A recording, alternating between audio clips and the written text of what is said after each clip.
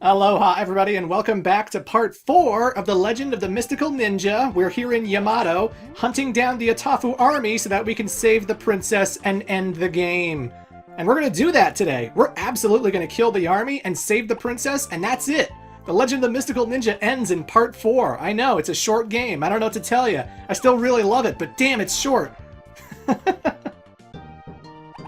Just between you and me, if you use the command up, up, down, down, LR, LR, BA, nothing will happen. So that's actually a pretty cute reference. If you're unfamiliar, Konami games, and this is a Konami game, usually involve that code in order to get some kind of fun benefits. So like if you're playing Contra and you put in that exact code, you'll get a whole bunch of lives, which will make the game a lot easier. And they do it for all their games. You know, so many Konami games use the Konami code, but that man is being accurate. That man is being honest. When you put in that code for The Legend of the Mystical Ninja, nothing happens. But at least they acknowledged it, right? It's kind of interesting to see like a self-aware joke like that in 1992, because this game came out in 1992, and they're already making jokes about their Konami code in their games themselves. You know, that's fun. It's fun. Konami back then was awesome. I could name like a dozen Konami games I loved on the Super Nintendo, on the N64, the PlayStation, you name it. God, they used to make so many great games. That's a shame about modern day Konami, but you know. Although if I'm going to be fair, if I'm going to give credit where credit is due, they did release some pretty good compilations recently, you know. The Contra collection, the Castlevania collection. I can play Super Castlevania 4, and that's awesome. But, you know, everything else, don't play Contra Hardcore on the Switch. I think it's hardcore. Because there was a hardcore on the Genesis as well, maybe? I don't know. Whatever the new one on the Switch is, don't play it. Don't play it. I haven't, but I've just heard the horror stories. I've seen the horror stories. Don't do it. Don't do it, kids. Don't do it. Oh, Goemon's on his way from Edo. Oh man, someone should stop him. Tee-hee-hee. I wonder if anyone's gonna get Goemon. Ooh, he doesn't know it's me. Yeah, folks, here's a hotel we can stay at. It'll actually restore your health, and we can get a great room depending on the price. I don't want to waste all my money. I have full health, so we'll just go with the single. And, Jesus, there's like holes in the floor. There's holes in the walls, I think. Or is that just the design? I don't know. Either way, it looks like crap. I probably should have shelled out the extra 40 Rio. And I'm going by Mystical Ninja in the N64 game. The money was referred to as Rio, R-Y-O, in that game. So I'm going to call the money in this game Rio as well. And if I'm wrong, I don't know what to tell you. If I mispronounce any of the Japanese names in Mystical Ninja, I don't know what to tell you. I don't live in Japan, and I'm sorry. I'm a silly Canadian who doesn't know how to talk good. But, look at that. I just found a secret. So yeah, there's a lot of secret pathways in the Mystical Ninja. Sometimes, and I discovered a lot of these just as a kid, just from hitting randomly. Like I was trying to hit an enemy, he was above me and I was below him, and I hit, and then it destroyed the wall as well as killed the enemy, and I was like, whoa, what the hell? And this takes you right across Yamato. It takes you halfway across town, real close to the boss. And that's pretty awesome. And it's just, you know, it's fun having those little secrets, those little hidden things that you wouldn't know are there on a first playthrough, and then you play through the game a second time, a third time, a fourth time, and you keep discovering new things about the game as you play it, and that's freaking awesome. Any game that can do that, it's always going to be a classic. Always. Well, unless it sucks to play. But I don't know. There's a lot of deer in this level, but you don't want to hit the deer. Because when you do, you lose $10. Oh god, you lose 10 Rio.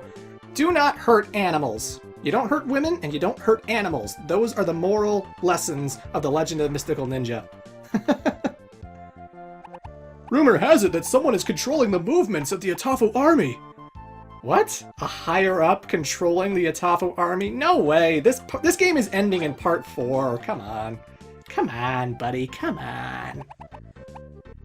Anyway, we're back at the employment office. I'm going to do whack-a-mole again, but this time I'm going to do the fast course. Oh, yeah. And I'm going to show how badass I am. I'm not going to miss a single mole. I'm going to get them all. I'm going to get every single one of them.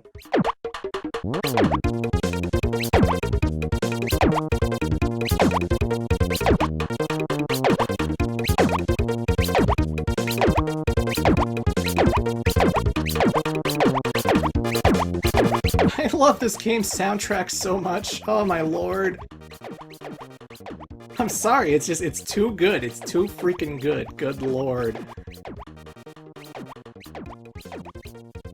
Now, you might think I didn't get it perfect, but this game still classifies as imperfect because he didn't disappear, so the timer ended when he popped up, so therefore I still get the perfect. I still get $500 for doing that. Booyah.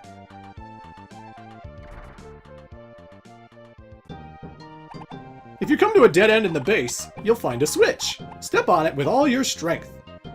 Have you been in this base before, buddy? I mean, I know NPCs always know things that they're really not supposed to know just to help the player out, but I mean, come on. Are you telling me the Legend of the Mystical Ninja isn't realistic? Are you telling me this game isn't realistic? I don't think I could handle that. People actually throw money that fast and they jump that high in real life. Don't tell me this game isn't realistic. How dare you? I'm trying to enjoy myself and you're trying to kill my buzz by buzz killing it. I don't know. It's hot. But up here is the judo shop, and now I'm actually going to show off some abilities today. I'm not going to just gloss over them like I did with Ibisumaru on Shikoku Island, but number 1 or number 2? I'm going to go with number 2 because number 2 doesn't happen that often, so I'm going to show it off with this level. Later I'll show number 1, but every time you do a different number at the judo, they actually do like different exercises.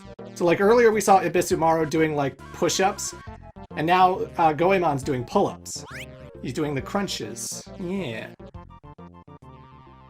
So it's just, you know, it's nice that they actually have like different animations for all the abilities and skills that you're learning. The thing with the judo shop, though, is that you only get those abilities for the zone that you're in, unfortunately. I really wish it wasn't like that. Oops! I wish it wasn't like that, because it just means that when I go into the next level, I won't have that skill anymore, and you do have to constantly pay money to the judo shop every time you want to use abilities in a regular stage, so,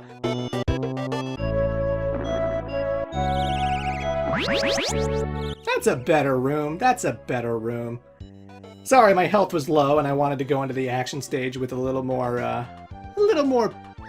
cushion for the pushin'. I don't know why I said that. Like I said, it's hot. It's hot, okay? Anyway, let's play concentration again. Who's first? Okay, guess I'm going first, although I really don't want to. Koban Cat, or, well, it's probably the Fortune Cat collectible I keep picking up, but you know what? I'm gonna say Koban Cat anyway. Why? Fuck you. Ibisumaru, yai, no duplicates. That's not good. Oh. I don't know where the ghost woman is, and I got a second Koban Cat, which the AI is going to take advantage of, because now that we've seen 2 Koban Cats... Exactly, he gets a point. And my turns are up. I only get 2 turns, so I'm it. I'm done. That's it for me.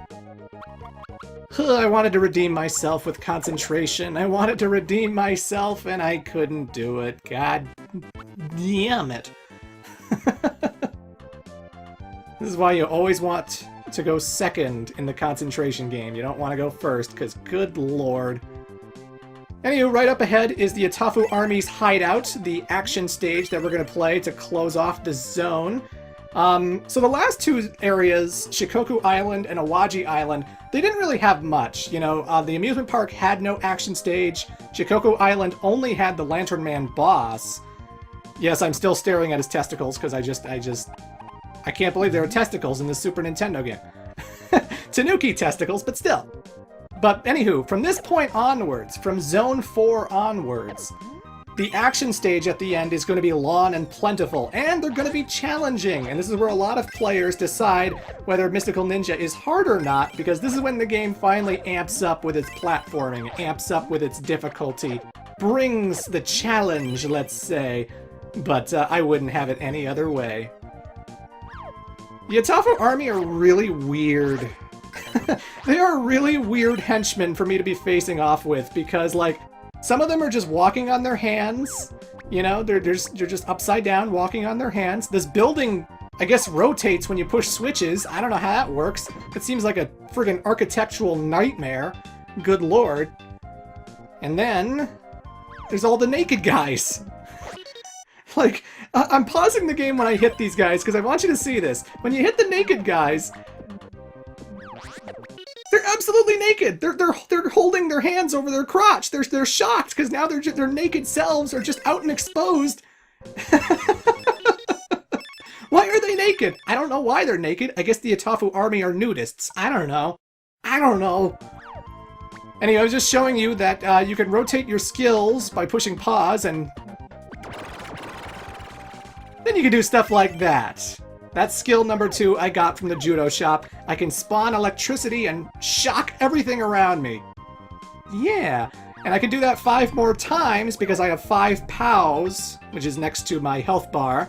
So I could do that some more, but I forget.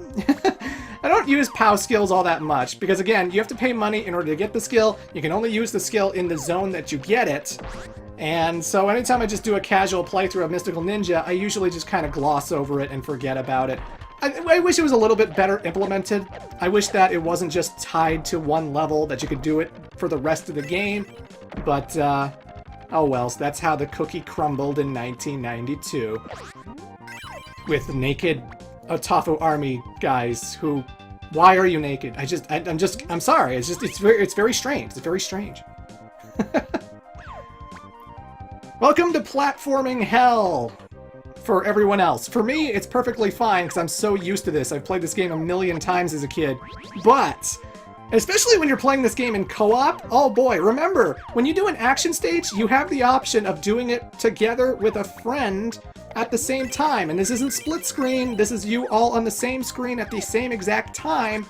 And when you have like these weird rotating ledges that like hide behind pillars, and you don't know when to jump on them, because sometimes you jump for them and you just completely pass through it and just like dodge it completely.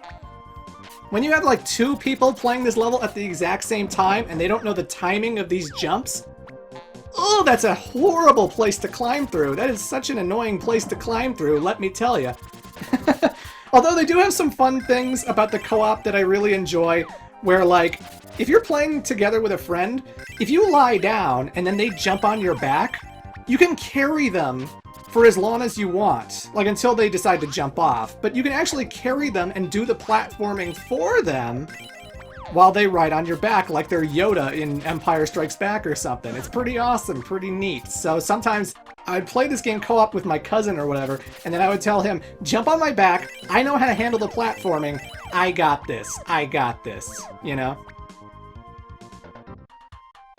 Either way, folks, it's time for the boss of Zone 4. 2 sumos throwing a radioactive volleyball. Or maybe it's a bowling ball. But then again, bowling balls don't bounce that much, especially up to the ceiling like that. Good lord. Whatever. Sumos are dead. That was easy.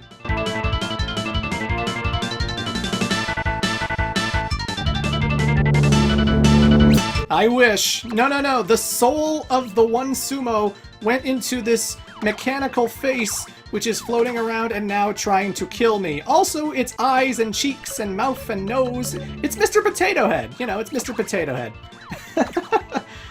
Every time you take it out and it's, you know, his facial features fall down, he always employs a different strategy whenever he comes back. This time he starts ground pounding, but luckily when you hit him, you can actually push him away from you. So sometimes I would recommend, like, wait for him to come to you. Don't go to him. Wait for him to come to you. And then when you hit him, he'll go backwards, you know, just before he reaches you, and then it's a lot better. This final phase, he inflates and inflates and inflates, and you can't take contact damage from that. Oh god. Oh god. Oh god! I don't know what I was doing. I don't know what I was doing, but either way. That's the Otafu Army. I am Ninja Woman Yai. I was captured by the Otafu Army while looking for counterfeiters. It seems that you too are looking for something. You should seek the help of the wise man of Iga. Or is it Iga? Again, I'm terrible with mispronunciations. I don't know what to tell you.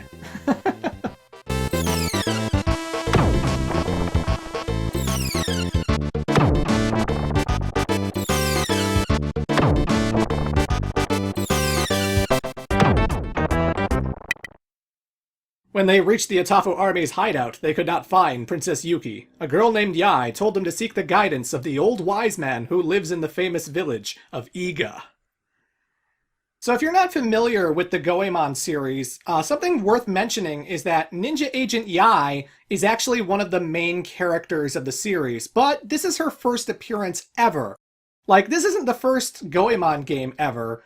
It is the first for North America, but this game introduces a lot of mainstays that would stick with the series from this point onwards, such as Ninja Agent Yai. The wise old man from Iga is also another recurring character who debuts with this game, and we're going to be seeing him for a lot of games coming forward. So it was actually wise of Konami to localize this game first, because it's actually a very big starting point for so many characters in the series, and we're going to be meeting another one of those characters in Part 5. So, yeah.